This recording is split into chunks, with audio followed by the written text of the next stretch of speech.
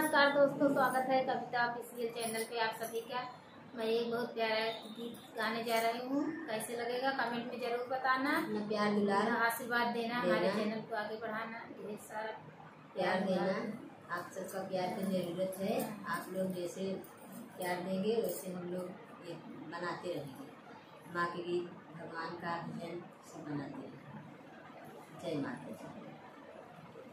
रामा लक्ष्मण दोनों भाइयों तो बन के चले गए। रामा लक्ष्मण दोनों भाइयों वो तो बन के चले गए। के करे गए सुनिया जो दिया, के करे गए चौपाइयों वो तो बन के चले गए। के करे चौपाइयों वो तो बन के चले गए। रामा लक्ष्मण दोनों भाइयों वो तो बन के चले गए। रामा के गए सुनिया जो दिया, रामा के गए सुनिया जो दिया, लक्ष्मण गए चौपाइयों वो तो बन के चले गए। लक्ष्मण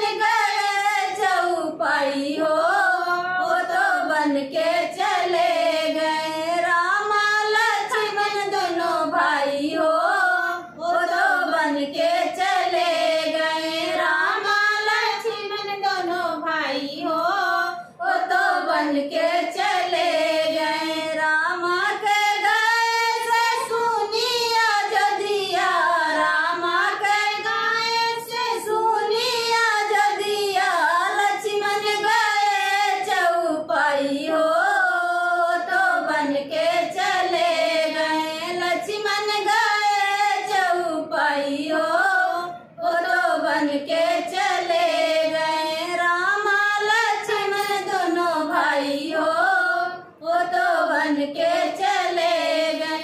के करे कहे से राम बन गए, के करे कहे सीता रोई हो वो तो बन के चले गए। के करे कहे सीता रोई हो वो तो बन के चले गए। कई के कहे से राम बन गए, कई के कहे से राम बन गए। धोबिया के कहे सीता रोई हो तो बन के चले गए। धोबिया कहे सीता रोई हो वो तो बन के चले गए। रामा लक्ष्मण दोनों भाइयों वो तो बन के चले गए। करे गए से सुनी रसैया, के करे गए अंगनाइयों वो तो बन के चले गए। के करे गए अंगनाइयों वो तो बन के चले गए। सीता के गए सुनी रसैया, लालन गए अंगनाइयों वो तो बन के चले गए। लालन गए अंगनाइयों वो तो बन के चले गए। करेला उठले से भर गैया जो दिया, के करेला उठे चौपाइयों वो तो बन के चले गए। के करेला उठे चौपाइयों वो तो बन के चले गए। रामा के लौटे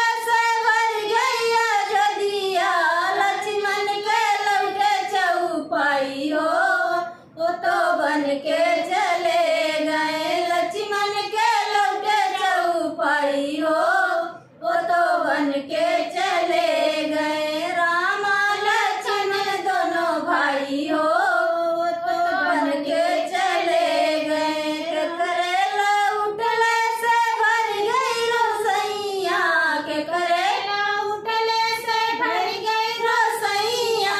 के करेला उठे अंगनाइयों तो बन के चले गए। के करेला उठे अंगनाइयों